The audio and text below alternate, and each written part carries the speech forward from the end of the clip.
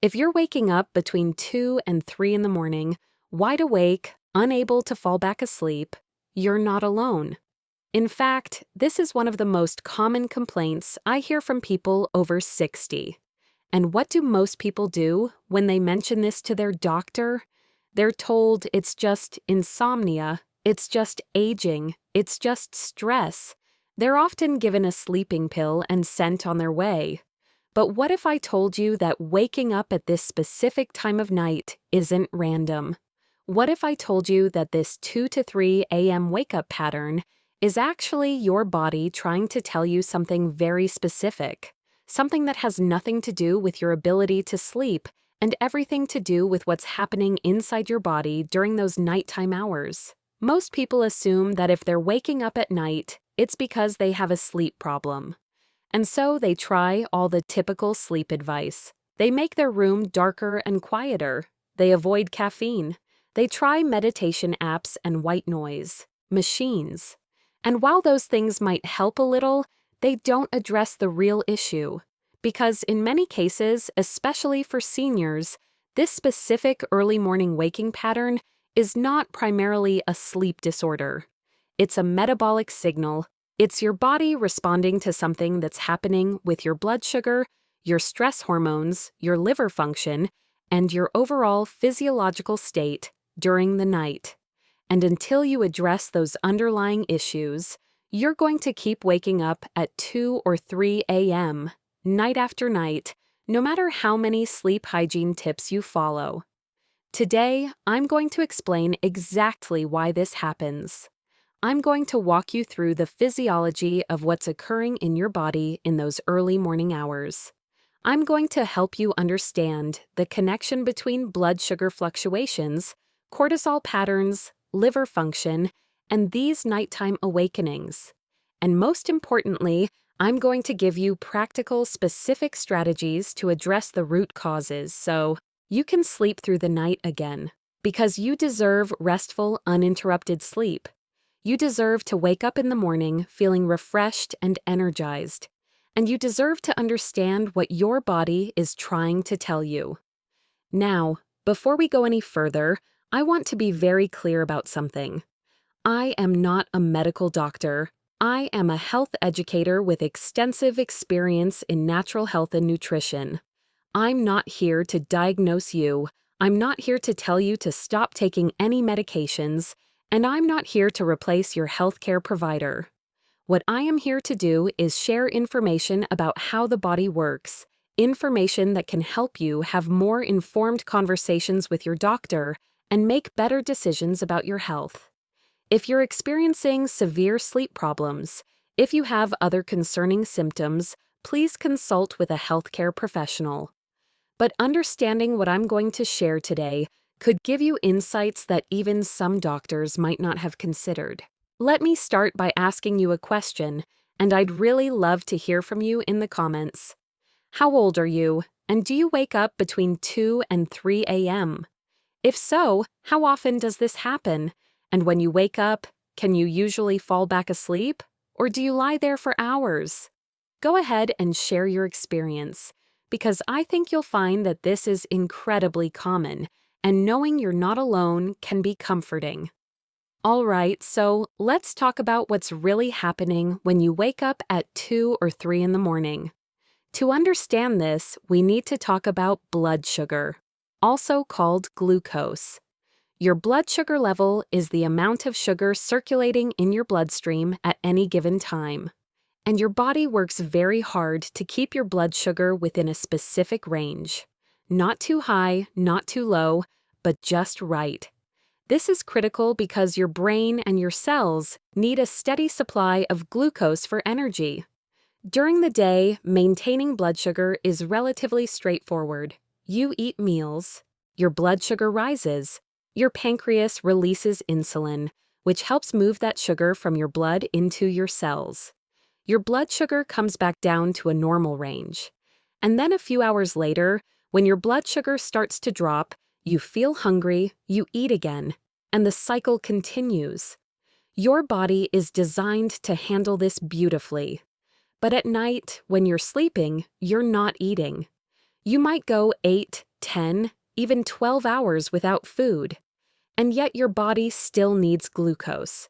Your brain still needs fuel. Your cells still need energy. So how does your body maintain blood sugar through the night when you're not eating? This is where it gets interesting, and this is where the 2 to 3 a.m. waking often comes into play. Your body has a backup system for maintaining blood sugar when you're not eating. It's called gluconeogenesis, which literally means making new glucose. Your liver stores glucose in the form of glycogen, and it can release that stored glucose into your bloodstream when needed. Your liver can also make glucose from protein and fat if necessary. This is a brilliant survival mechanism. It's what kept our ancestors alive during times when food wasn't constantly available. But here's what many people don't understand. The process of maintaining blood sugar overnight is regulated by hormones, particularly two hormones called insulin and cortisol. Insulin lowers blood sugar, cortisol raises blood sugar.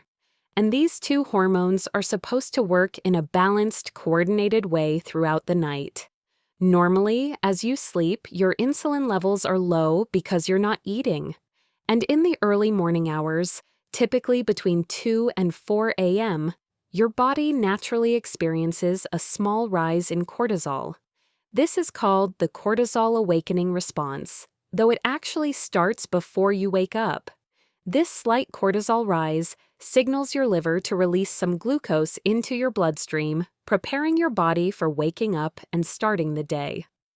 In Taur, a healthy person with good metabolic function, this happens smoothly and doesn't wake you up.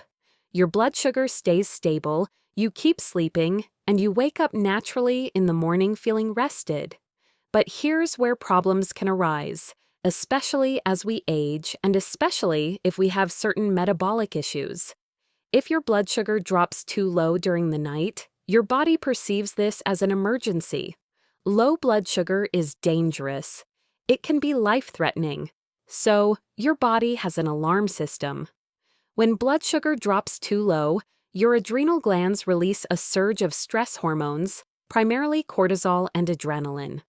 These hormones are designed to quickly raise your blood sugar by telling your liver to dump glucose into your bloodstream. But these are also the hormones that wake you up. They're your fight or flight hormones. They make you alert, sometimes anxious, sometimes your heart is beating faster. And suddenly, you're wide awake at 2 or 3 in the morning. Think of it like a fire alarm in your body. The fire alarm isn't the problem, it's the response to the problem. The alarm goes off because there's a fire, in this case, low blood sugar.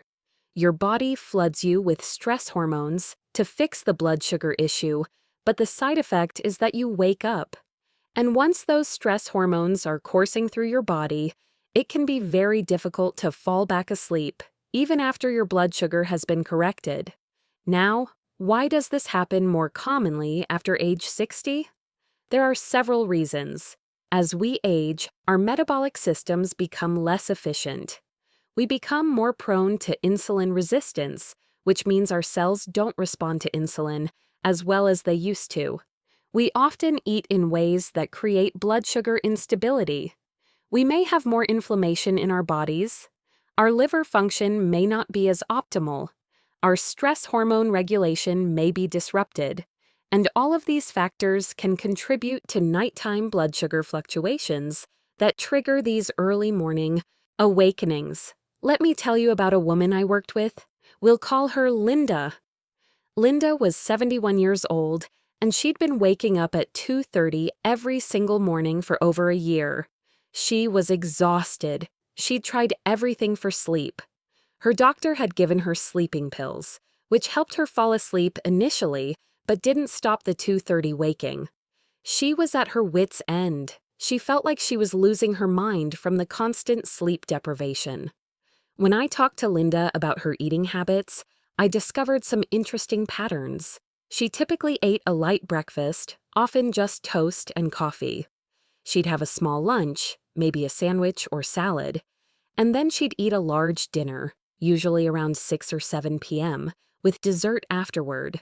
She thought she was being healthy by eating light during the day and saving her appetite for one good meal.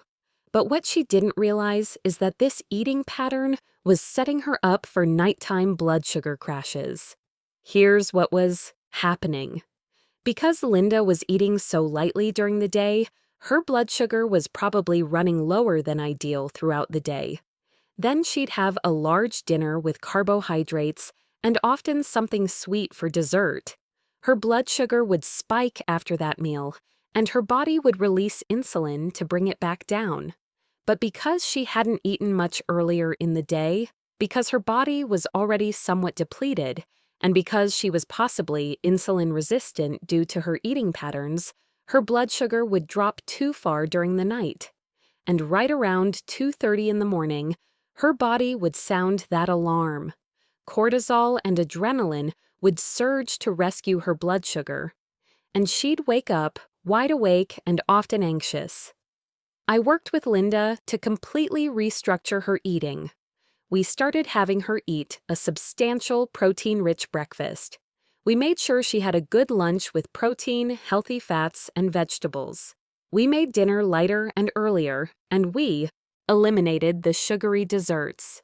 We also had her eat a small snack before bed, specifically something with protein and healthy fat, like a handful of nuts or a spoonful of almond butter. This small bedtime snack provided her body with slow-burning fuel to help maintain blood sugar through the night. Within just 3 days, Linda noticed a difference. She still woke briefly around 2:30, but she was able to fall right back asleep. After a week, she was sleeping through most nights. After a month, the 2:30 waking had almost completely stopped. She told me she felt like a new person. Her energy was better, her mood was better, her thinking was clearer. And all because we addressed the underlying blood sugar issue that was causing her body to wake her up every night. Let me ask you another question, and please share in the comments. What and when do you typically eat in the evening? Do you eat a large dinner? Do you have dessert? And do you eat anything before bed? Or do you go to bed with an empty stomach? Understanding your eating patterns can help you see whether blood sugar fluctuations might be contributing to your nighttime waking. Now, I want to be clear. Blood sugar issues are not the only reason people wake up at night. There can be other factors. Sleep apnea can cause nighttime waking. An enlarged prostate in men can cause waking to urinate. Anxiety and stress can cause waking. Certain medications can disrupt sleep.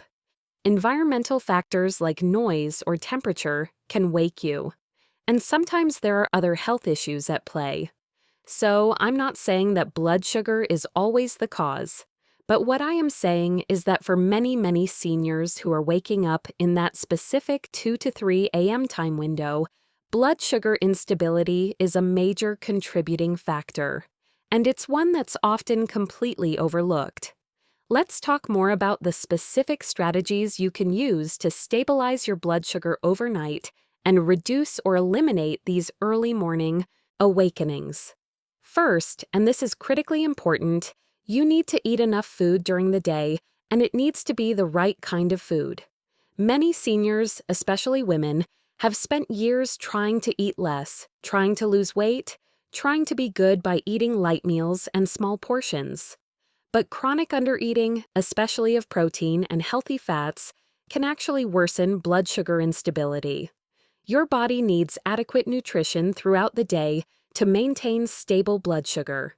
Make sure you're eating a good breakfast that includes protein. Eggs are excellent. So is Greek yogurt, cottage cheese, or even leftover meat or fish from the night before. Protein for breakfast helps stabilize your blood sugar for the entire day. Avoid starting your day with just carbohydrates like toast, cereal, or pastries. These cause blood sugar spikes and crashes that set you up for instability later. Eat a substantial lunch with protein, healthy fats, and plenty of vegetables. Don't skip lunch or just have a tiny salad. Your body needs fuel. Make your dinner earlier and lighter. This is the opposite of what many people do, but it's important. A large, late dinner, especially one high in carbohydrates, can lead to blood sugar swings overnight. Try to eat dinner by 6 p.m. if possible, and focus on protein, vegetables, and healthy fats rather than large portions of pasta, rice, bread, or desserts. And here's the strategy that makes the biggest difference for many people. Eat a small snack before bed. I know this goes against what some people have been told about not eating before bed, but if you're waking up with low blood sugar in the middle of the night, a small amount of the right food before bed can make all the difference. The key is choosing the right snack. You want something with protein and healthy fat, and minimal sugar or refined carbohydrates. Good options include a small handful of raw almonds or other nuts, a tablespoon of almond butter or peanut butter, a few slices of cheese, a hard-boiled egg, or a small serving of full-fat Greek yogurt.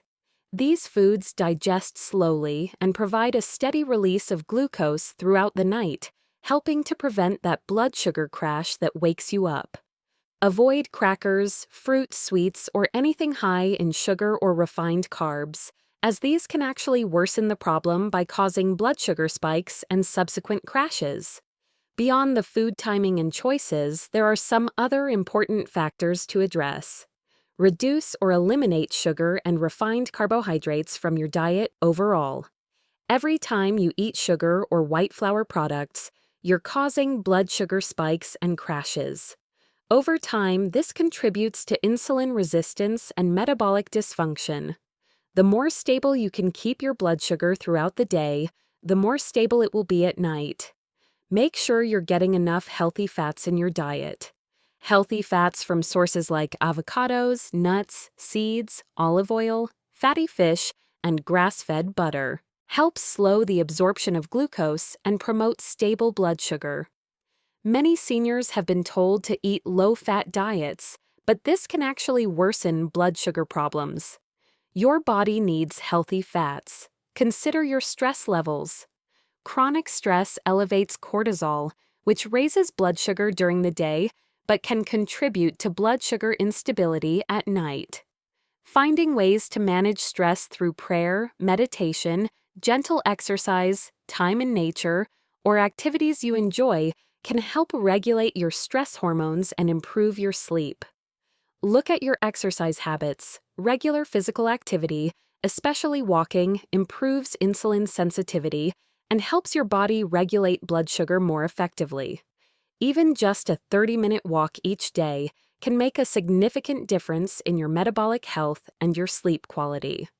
Consider whether you might be dealing with insulin resistance or pre-diabetes. If you're overweight, especially if you carry weight around your middle, if you have a family history of diabetes, if you crave sweets, if you feel shaky or irritable when you haven't eaten, these can all be signs of blood sugar regulation issues. Talk to your doctor about having your fasting glucose and hemoglobin A1C checked. These tests can tell you how well your body is managing blood sugar. Now, I also want to talk about some other physiological factors that can contribute to waking at this time of night, because it's not always just blood sugar.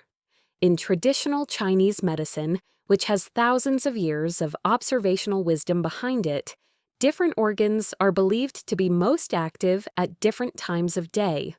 According to this framework, the liver is most active between 1 and 3 a.m. Now, I'm not asking you to accept this as proven science, but I do find it interesting that the liver, which plays a critical role in blood sugar regulation, detoxification, and many other metabolic processes, is linked to this time window in traditional healing systems.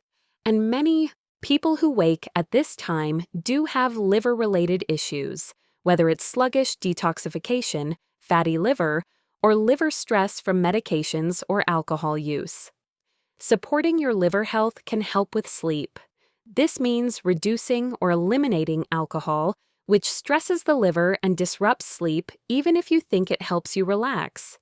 It means drinking plenty of water during the day to help your liver detoxify. It means eating plenty of cruciferous vegetables like broccoli, cabbage, and Brussels sprouts, which support liver function. And it means being mindful about medications and only taking what's truly necessary under your doctor's guidance. Hormonal changes also play a role, especially for women. After menopause, the decline in estrogen and progesterone can affect sleep.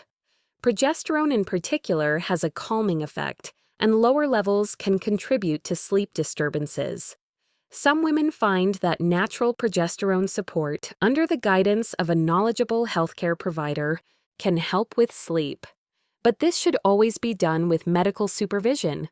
For men, declining testosterone can also affect sleep quality. And for both men and women, thyroid function can impact sleep. An underactive thyroid can cause fatigue during the day, but also disrupt sleep at night. If you're having persistent sleep problems, along with other symptoms like weight gain, feeling cold, dry skin, or thinning hair, ask your doctor to check your thyroid function. Let me ask you one more time to engage in the comments.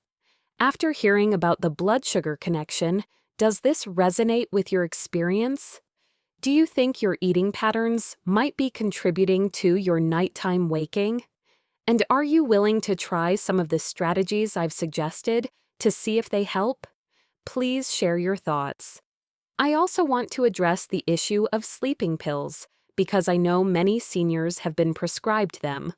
While sleeping pills might help you fall asleep or stay asleep in the short term, they don't address the underlying cause of why you're waking up. And they come with significant risks, especially for seniors. Sleeping pills can increase the risk of falls, cognitive impairment, next-day drowsiness, and dependence.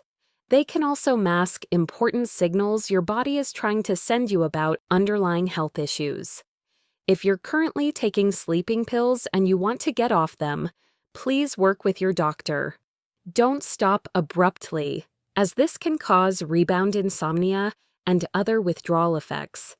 But do have a conversation about whether you can address the root causes of your sleep issues through the kinds of strategies we've discussed today, and potentially wean off the medication gradually under medical supervision. Now, let me give you a simple action plan you can start implementing tonight. Tonight, have a light dinner with protein and vegetables, and finish eating by 6 or 7 p.m. Then, about 30 minutes to an hour before bed, have a small bedtime snack with protein and fat. Try a small handful of almonds or a tablespoon of almond butter. See if this makes any difference in whether you wake up or how easily you fall back asleep if you do wake. Starting tomorrow, make sure you eat a protein-rich breakfast. Don't skip it, and don't just have carbs. Start your day with eggs or Greek yogurt or cottage cheese or whatever protein source you enjoy. Over the next few days, pay attention to your overall eating patterns. Are you eating enough? Are you eating regularly throughout the day? Are you getting enough protein and healthy fats? Make adjustments as needed. Notice your stress levels and implement at least one stress reduction practice. It could be 5 minutes of deep breathing before bed. It could be a short walk in nature during the day.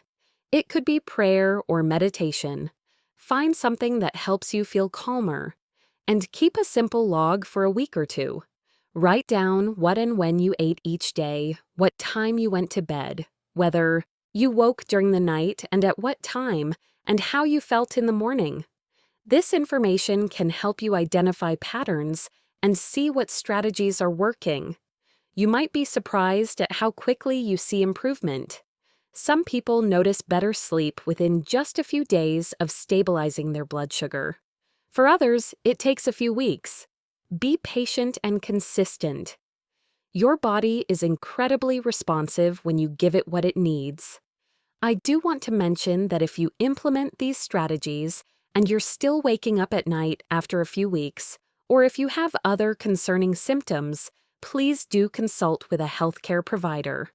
There could be other underlying issues that need to be addressed, whether it's sleep apnea, thyroid problems, hormonal imbalances, medication side effects, or other health conditions. The strategies I've shared today are powerful and effective for many people, but they're not a replacement for proper medical care when it's needed.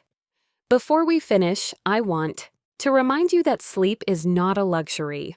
It's not something you can just tough it out without. Sleep is absolutely essential for your health, your cognitive function, your mood, your immune system, your cardiovascular health, and your quality of life. Chronic sleep deprivation contributes to so many health problems, from high blood pressure to diabetes to cognitive decline to depression. You deserve good sleep. Your body needs good sleep.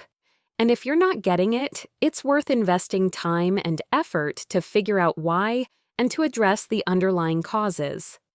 If you found this information helpful, if you learned something today that might help you finally get a good night's sleep, please share this video.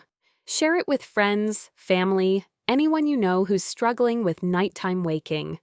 This is information that so many people need but have never heard. The more people who understand the connection between blood sugar and sleep, the more people who can find relief.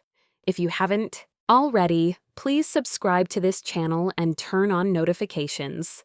We're dedicated to providing practical health education for seniors, covering topics that often don't get enough attention in mainstream healthcare.